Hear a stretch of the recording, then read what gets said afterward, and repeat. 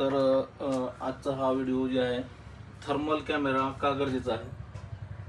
जर तुम्ही चिप लेवलची कामं करत असाल, IC लेवलची मदरबोर्डची कामं करत असाल तर हँड स्किल तर पाहिजेच, नॉलेज पण पाहिजे।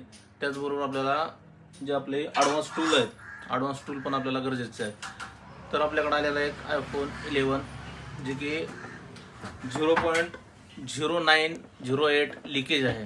तर बघू शकता, अगोदर आपण DC मशीनवर बघू की हा कंडिशन काय आहे जी।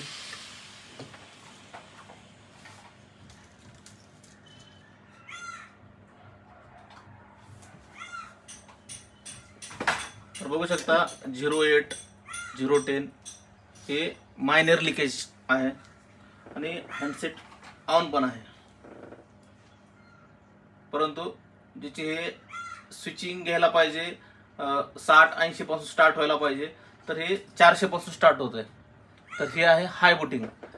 तर अशा कंडिशन मध्ये आपल्याला जे लिकेज बघायचे असते त्यासाठी आपल्याला थर्मल कॅमेरा गरजेचा असतो। तर बघू शकता, ज्यावेळेस DC केबल ऑन करतो त्यावेळेस बघू शकता जे IC आपली हिट होईल।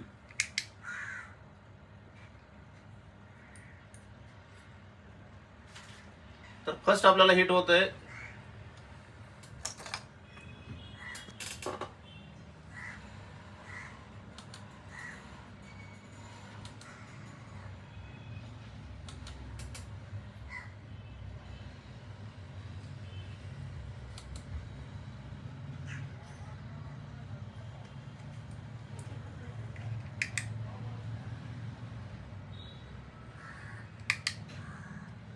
तर बघू शकता नॉर्मल जे IC हिट होते फर्स्ट टाइम, तर हे जे IC आहे जी चार्जिंग IC हे हिट होते।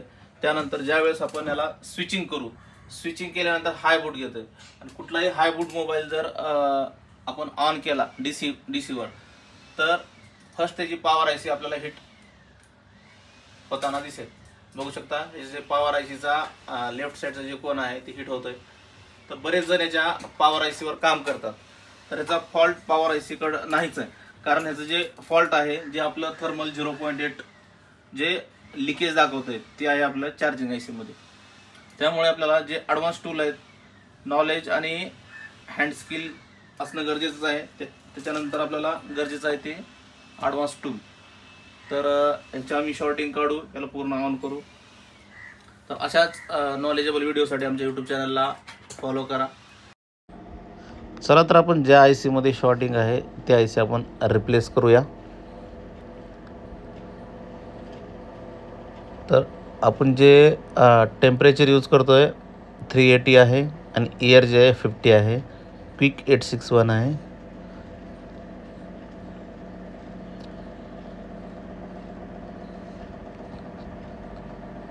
तर IC आपण काढलेली आहे, क्लिनिंग करूया।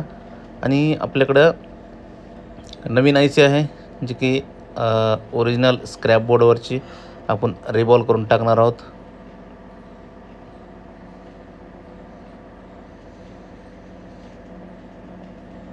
तर बघू शकता IC आपण काढलेले बोर्ड क्लीन केलेलं आहे आणि मदरबोर्डला थोडंसं आपण मदरबोर्डचं टेम्परेचर आहे हे नॉर्मल करूया। तर चला तर आपण चेक करूया यामधलं जे लिकेज होतं 0.008, तर ते लिकेज निघालेलं आहे बघू शकता।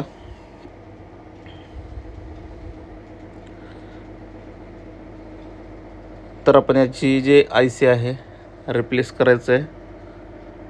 तर आपण नवीन IC जी स्क्रॅप बोर्डची काढलेली आहे त्याला आपण रिबॉल्व करून बसवायचं आहे। तर मार्केटमध्ये IC नवीन पण भेटतात, शक्यतो आपल्याकडं जे मदरबोर्ड आहेत त्यावरचीच टाकायची, कारण 100% ओरिजिनल IC असते ती।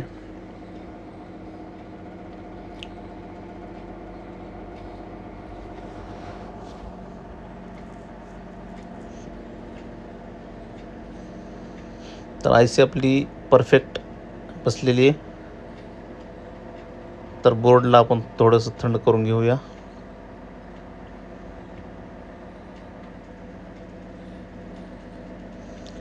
चला तर आपण चेक करूया की आपला जो फॉल्ट होता, जो लिकेजमध्ये बोर्ड होता, त्यानंतर स्विचिंग केल्यानंतर हाय बूट घेत होता.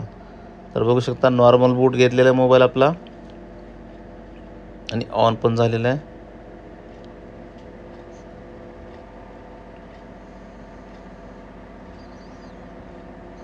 आणि मेन फॉल्ट होता यामध्ये, चार्जिंग कनेक्ट होत नव्हतं. कस्टमरनं माझ्याकडे चार्जिंगसाठीच दिला होता, पण आपण डेड कंडिशन म्हणून घेतला होता चार्जिंग कनेक्ट होत नसल्यामुळं. तर ह्याचं जे फॉल्ट निघाला आपला, जे 0.008चं लिकेज होतं, आणखीन हाय बूट पण होते यामध्ये. अशाच नॉलेजेबल व्हिडिओसाठी आमच्या यूट्यूब चॅनलला फॉलो करा, फेसबुक चॅनलला फॉलो करा. आणि जर तुम्हाला चिप लेवलची ट्रेनिंग घ्यायची असेल तर नक्की कॉन्टॅक्ट करा. धन्यवाद. बघू शकता फोन आपला नॉर्मल बूटवर आहे आणि कंप्लीट रिपेअर झालेला आहे. व्हिडिओ बघितल्याबद्दल धन्यवाद.